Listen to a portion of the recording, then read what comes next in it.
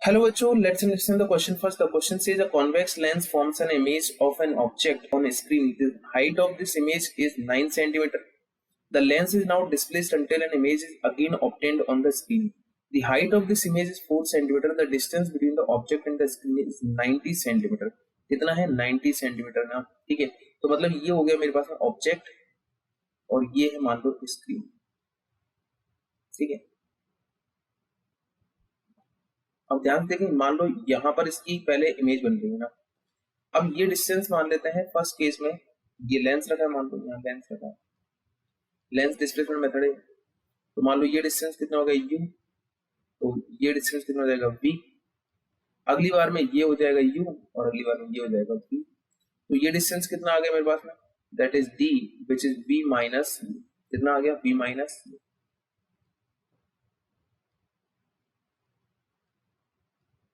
ठीक है, ये बात समझ में आई आपको। अब आप ध्यान से देखो कि h1 का वैल्यू जो दे रखा है वो है कितना 9 सेंटीमीटर और h2 दे रखा है 4 सेंटीमीटर। तो हाइट ऑफ ऑब्जेक्ट हो जाएगा under root of h1 h2, ठीक है। तो ये हो गया under root 9 into 4 which is 36 root में, मतलब ये आ गया 6 सेंटीमीटर हाइट ऑफ ऑब्जेक्ट हो गया। अब मैग्निफिकेशन क्या होता है hi upon ho। Height of image कितना है मेरे पास में, यहाँ पर हर एक केस में देख लो आप, एक केस में किसी भी एक केस में देख लेते हैं।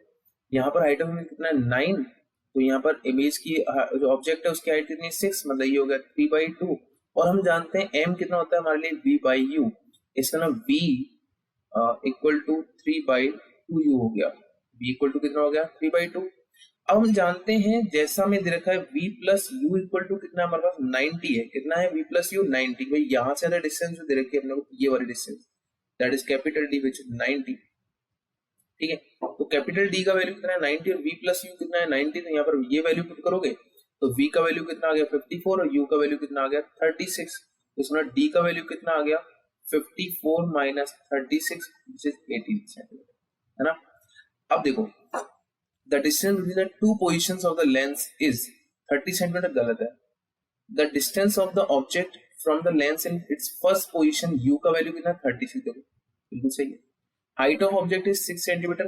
फोकल लेंथ निकालना, चलो फोकल लेंथ आ जाएगा हमारे पास D square minus small D square by 4d, ठीक है ना। तो डी का वैल्यू कितना 90 square minus 18 square by 4 into 90। Solve करेंगे तो ये मिलेगा 21.6 सेंटीमीटर। तो आंसर हो जाएगा डी ऑप्शन हमारे पास में। तो आई होप आपको ये क्वेश्चन समझ में आ गया होगा। Thank you.